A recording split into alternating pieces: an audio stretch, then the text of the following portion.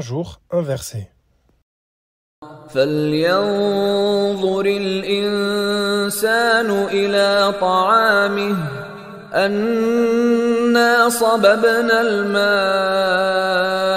صبا ثم شققنا الأرض شقا فأنبتنا فيها حبا وعنبا وقضبا وزيتونا ونخلا وحدائق غلبا وفاكهة وأبا متاعا لكم ولأنعامكم. Épisode 22. Méditation sur notre nourriture.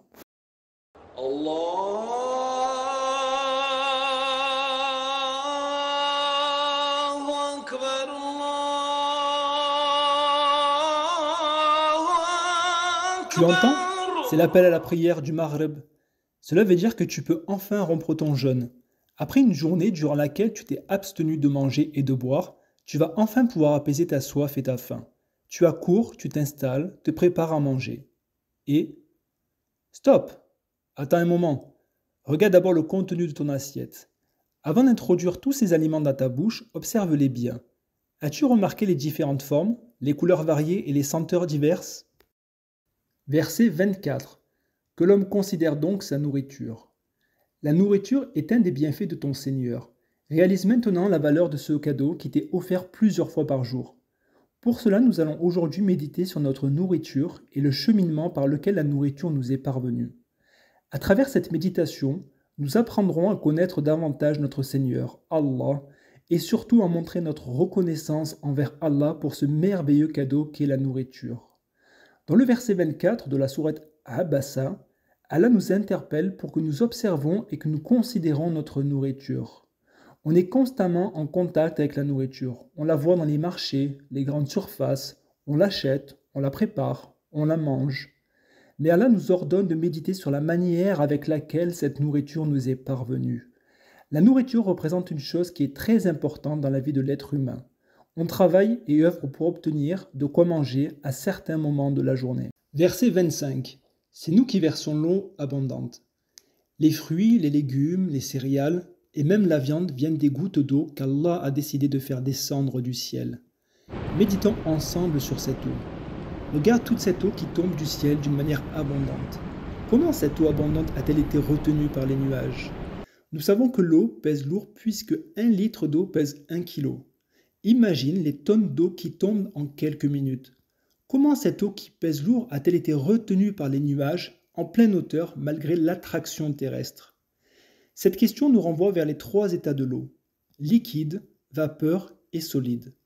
Allah a dit dans la sourate Al-Anbiya, « Nous avons fait de l'eau toute chose vivante. » Mais pour que cette vie puisse avoir lieu, cette eau doit passer par un circuit bien particulier que l'on a vu hier dans l'épisode 21, en passant par ces 3 états différents. Subhanallah. Continuons à méditer sur l'eau. L'eau n'a pas de couleur et pourtant elle prend la couleur de l'élément avec lequel elle a été mélangée. L'eau n'a pas de forme, mais elle prend la forme du récipient dans lequel elle est versée. L'eau n'a pas d'odeur, mais elle prend l'odeur du produit avec lequel on la mélange. Les versets coraniques qui parlent de l'eau, de la pluie, des nuages, des vents, de la grêle, des tempêtes, de l'éclair, du tonnerre, sont très nombreux dans le Coran. Ainsi, on se doit de méditer et réfléchir sur cet élément de la création ainsi que sur la sagesse d'Allah et la grandeur de sa création. Verset 26. Puis nous fondons la terre par des fissures. Cette eau abondante, à force de tomber, va lentement fissurer et fendre la terre, puis elle s'y infiltre. Ce processus, établi par Allah, est très important pour cultiver la terre et avoir la végétation afin d'en obtenir de la nourriture. Versets 27 et 28.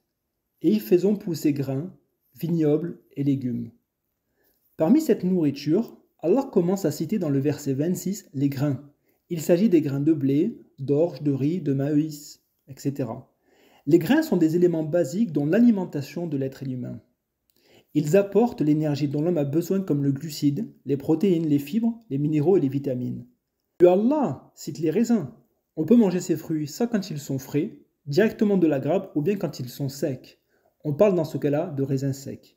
La plupart du temps, nous aimons déguster ces fruits à la fin de l'été. Ils sont juteux et succulents. En général, nous aimons moins bien les raisins secs.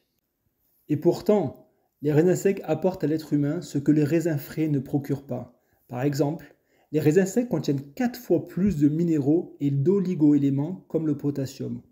Riches en éléments chimiques comme le bore, les raisins secs contribuent également à la croissance, au développement et la formation des os.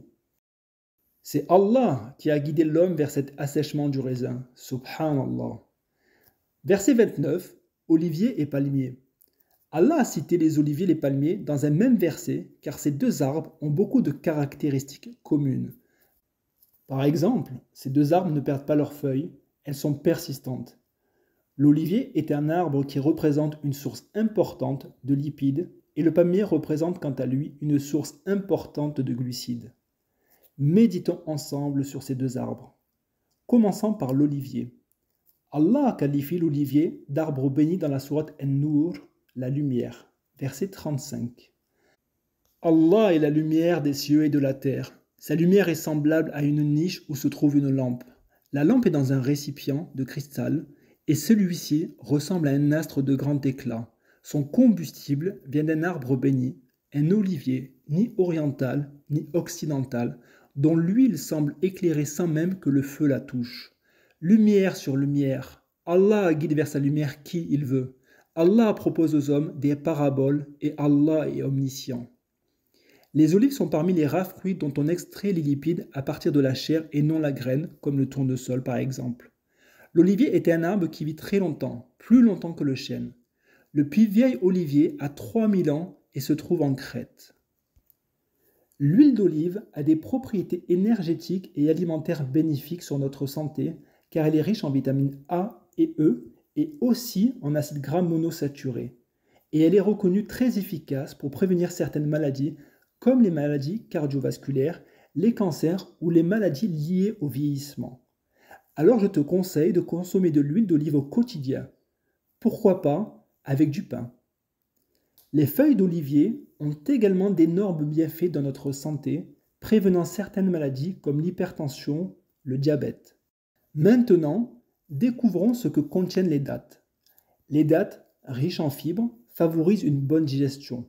Elles sont également riches en vitamines et en oligo-éléments tels que le potassium, le magnésium et le calcium, en acides aminés et en antioxydants. Elles permettent de lutter contre l'accumulation des graisses et le vieillissement des cellules, mais aussi elles permettent de réduire la douleur lors de l'accouchement.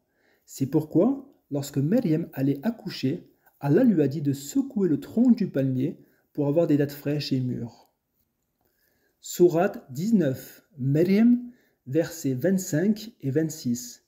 Secoue vers toi le tronc du palmier, il fera tomber sur toi des dattes fraîches et mûres. Mange donc et bois et que ton œil se réjouisse. En ce mois béni, tu peux suivre une sunna de notre prophète, Muhammad sallallahu alayhi wa sallam, qui a conseillé aux musulmans de rompre le jeûne avec des dattes. Si l'un d'entre vous veut rompre le jeûne, qu'il le fasse avec des dattes parce qu'elles sont une bénédiction, et il s'en en trouve pas, qu'il rompe le jeûne avec de l'eau parce qu'elle est une purification. Allah a créé tous ces éléments pour nous, pour subvenir à nos besoins, pour vivre en bonne santé. Allah est le seul qui nous garantit notre subsistance, c'est-à-dire qu'il est le seul qui nous permet de nous nourrir. On se doit alors d'être reconnaissant et de louer Allah pour tous les bienfaits qu'il nous a donnés, en disant tout simplement « Alhamdulillah ».